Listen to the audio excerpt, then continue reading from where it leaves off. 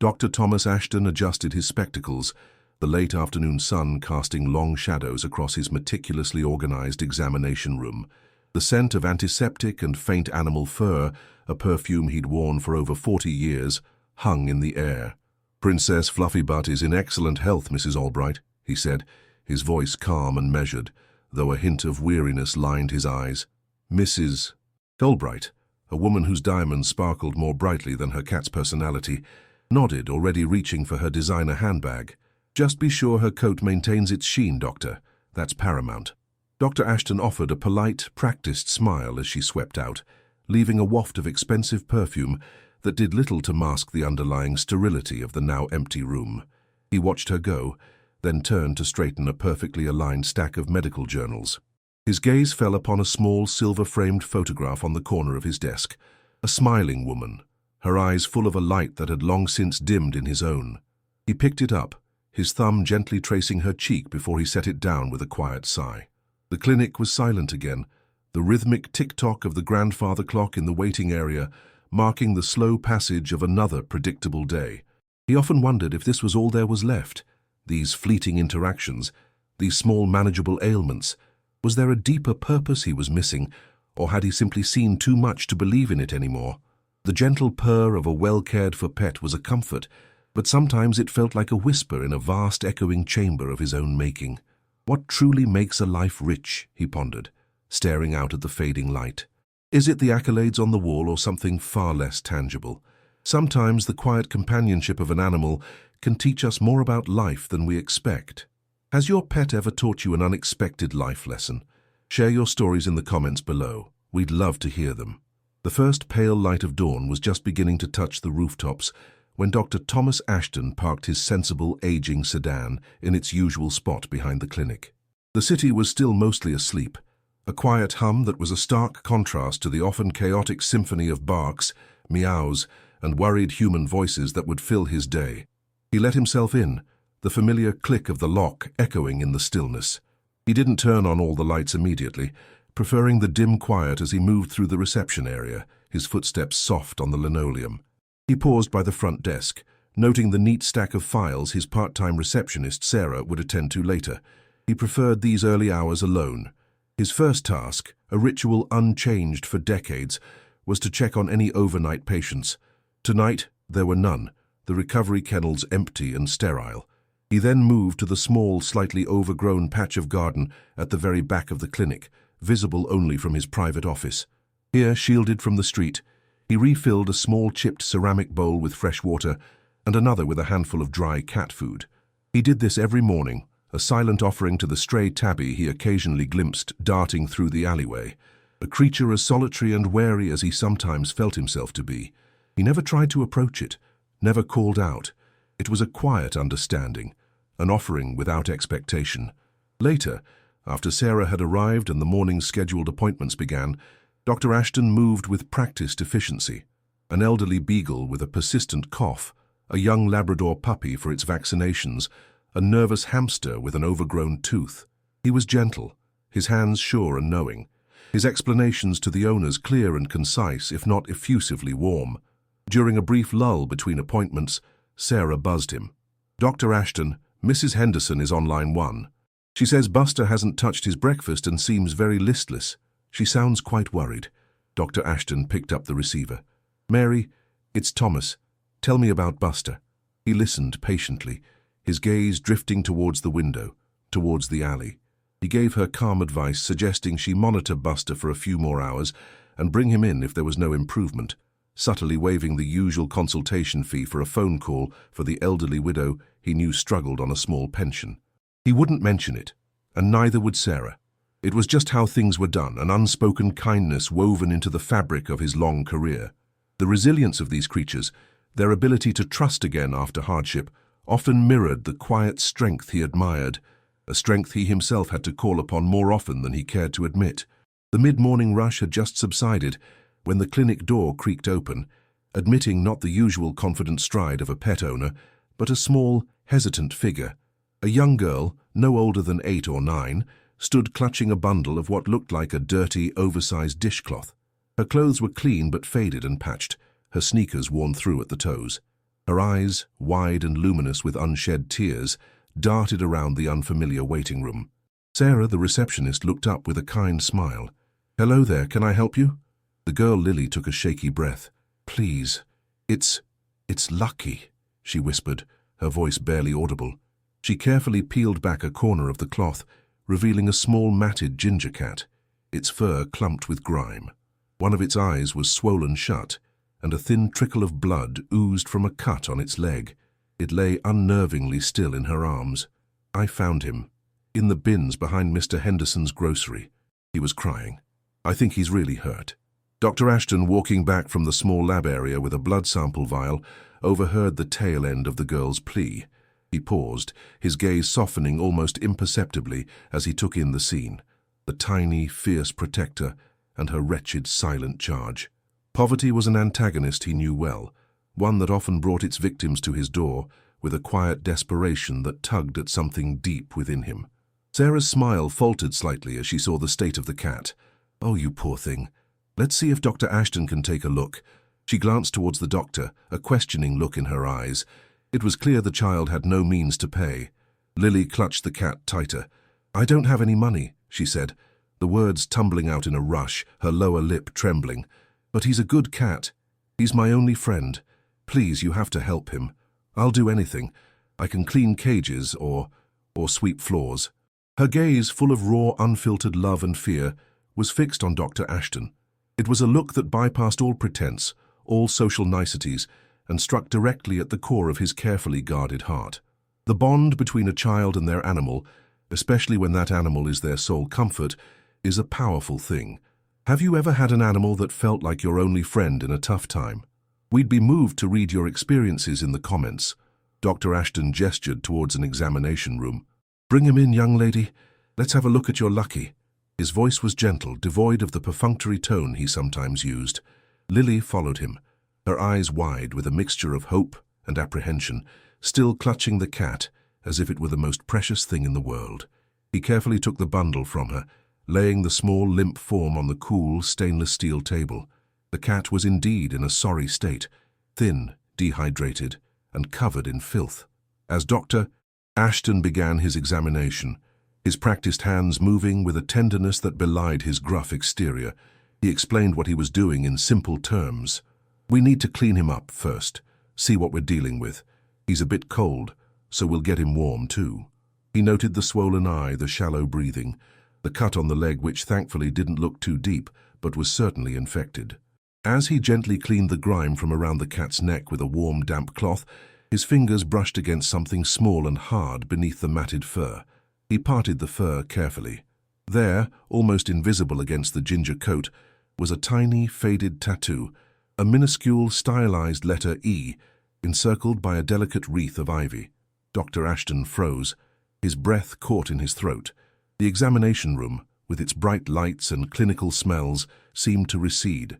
For a moment, he was transported back decades to a sun-dappled garden, to the sound of laughter, to a ginger kitten with an identical mark, a kitten named Marmalade, who had belonged to his late wife, Eleanor.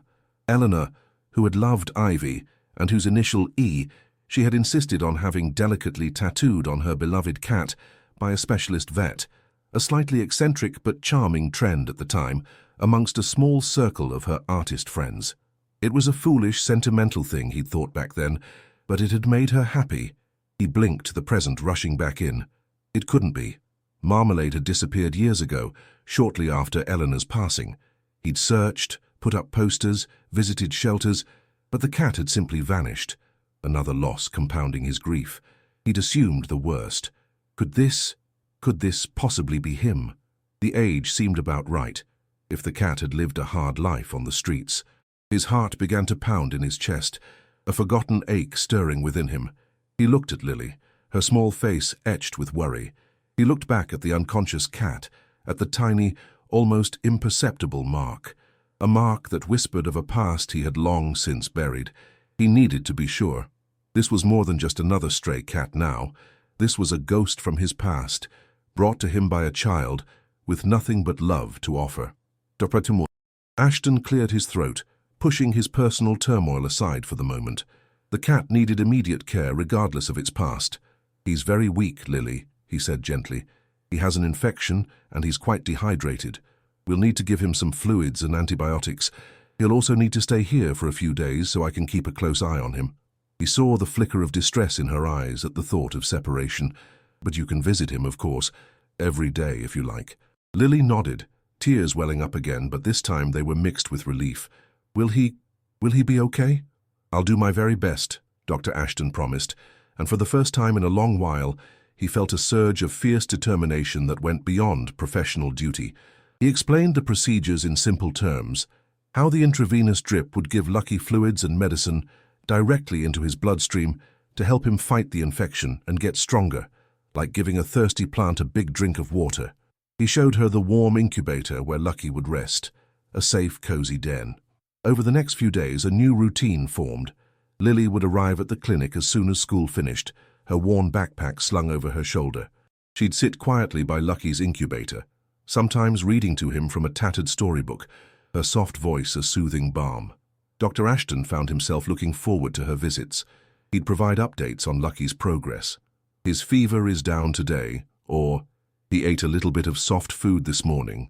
He learned about Lily's life. Her mother worked 2 jobs. Her older brother was often out, and Lucky, even in his brief tenure, had become her confidant, her furry shadow.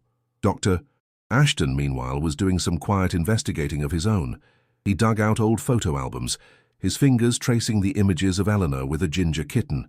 The resemblance was uncanny. He remembered Eleanor talking about the specific vet who had done the tattoo, a Dr. Albrighton who had retired years ago. He even made a few discreet calls, trying to track down old colleagues who might remember the peculiar practice. The possibility gnawed at him, a fragile hope mixed with the fear of disappointment. Lucky slowly began to improve. His swollen eye started to open, revealing a clear, intelligent gaze. He even managed a weak purr when Lily stroked his head through the incubator door. Each small sign of recovery was a victory, celebrated quietly by the old vet and the young girl.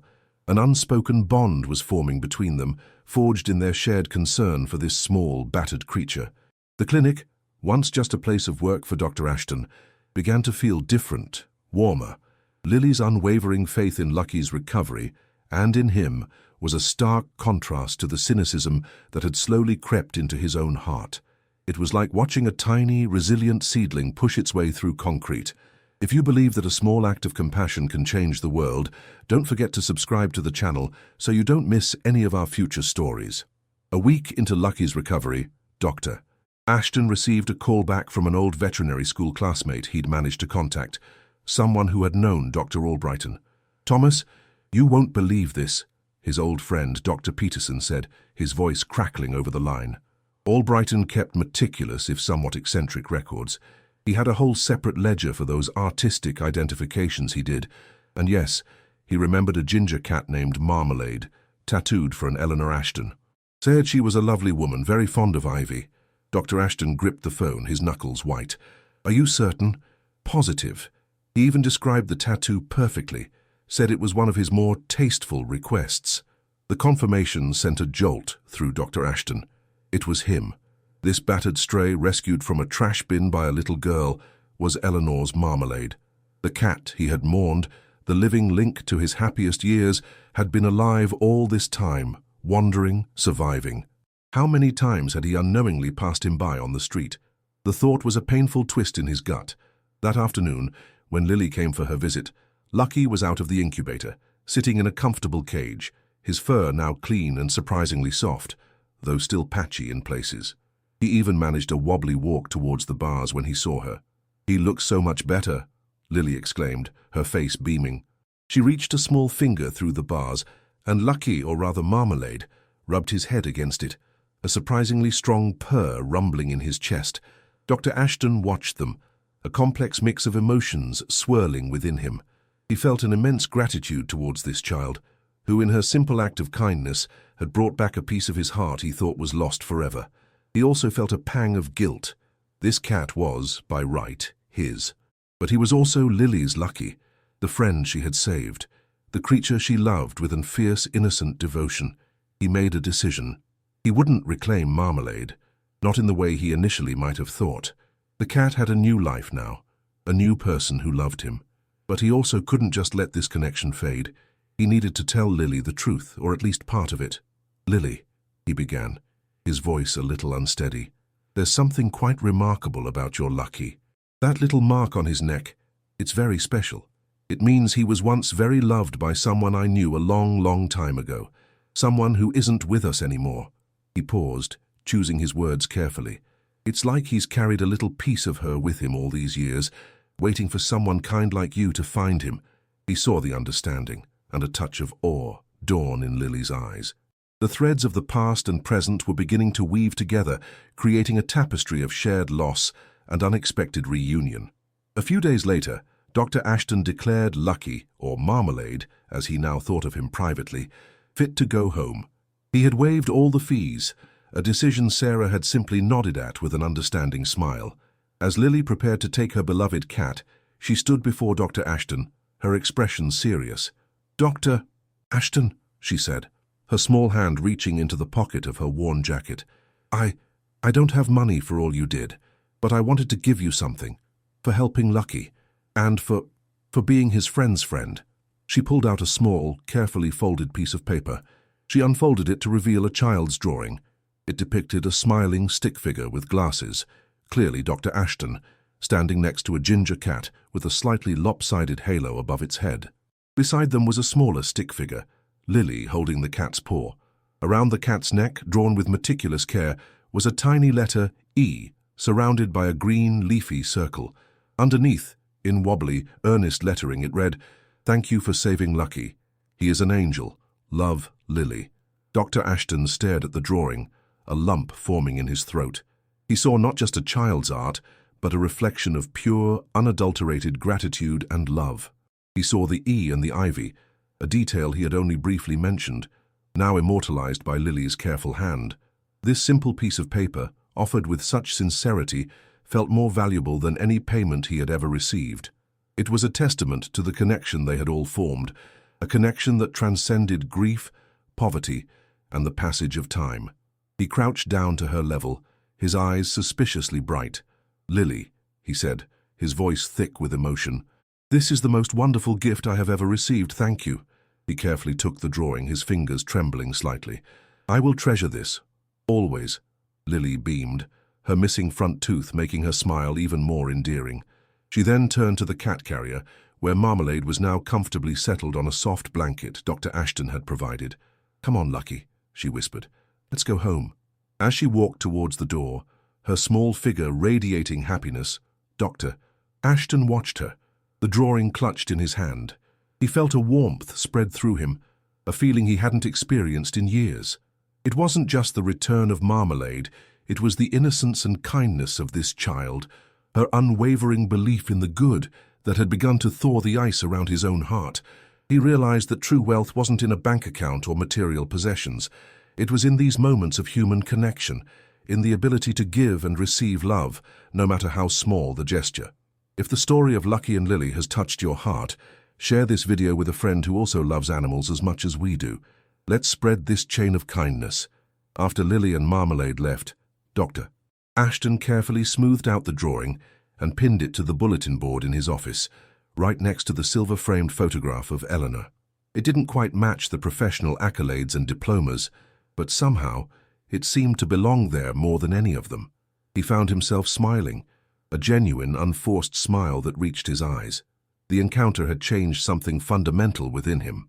The solitude that had once felt like a comfortable cloak now seemed a little too restrictive. The next morning, instead of just leaving food in the back garden, he lingered. When the wary stray tabby eventually appeared, he spoke to it softly, not trying to approach but simply acknowledging its presence. "Good morning," he murmured. "It's a fine day, isn't it?" He also started to engage more with his clients, not just as a diagnostician but as someone who understood the profound bond they shared with their animals. He asked about their pets' quirks, listened to their stories with a new patience. He even found himself offering a cup of tea to Mrs. Henderson when she brought Buster in for a checkup, lingering to chat with her about her garden. A few weeks later, Lily's mother, a tired-looking woman with kind eyes, came to the clinic. She clutched a worn envelope. "Dr. Ashton," she said, her voice hesitant, "Lily told me everything you did for Lucky and for her. "We don't have much, but please accept this. It's not nearly enough." But Dr. Ashton gently stopped her. "There's no need," he said warmly. "Lily already gave me the most valuable payment." He gestured to the drawing.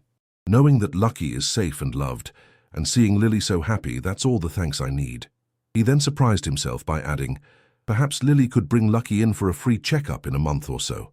And maybe she'd like to help me feed the birds in the back garden afterwards?" Lily's mother's eyes welled up. "She would love that, Doctor. Thank you. You're a good man." Dr. Ashton realized he wasn't just healing animals anymore. He was healing himself. The emptiness that Eleanor's loss had carved into his life was still there, but it no longer felt so vast, so desolate. It was being filled, slowly but surely, by new connections, by shared kindness, by the simple, profound love of a child for her cat, and by the unexpected return of a feline ghost from his past. He had found a new purpose, not in grand gestures, but in the quiet acts of compassion that ripple outwards, touching lives in ways one can never fully anticipate. The resilience of an animal, its capacity to trust and love again after hardship, was a mirror to the human heart's own ability to heal and find joy even after loss. It was a lesson Marmalade, with Lily's help, had brought back to him. The seasons changed, and the small clinic on the quiet street continued its work. But something was different. Dr. Thomas Ashton still adjusted his spectacles, but now there was a lighter step in his stride, a warmth in his smile that wasn't just practiced politeness.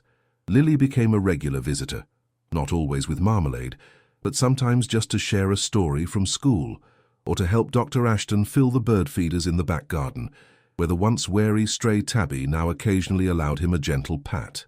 The photograph of Eleanor still sat on his desk, but now beside it, Lily's drawing held a place of equal honor, a vibrant splash of color against the polished wood. Dr. Ashton learned that redemption often comes in unexpected packages, sometimes furry and four-legged, sometimes small and clutching a crayon. He discovered that the deepest connections are forged not in grand pronouncements, but in shared whispers, in quiet acts of care, in the mutual recognition of a heart in need.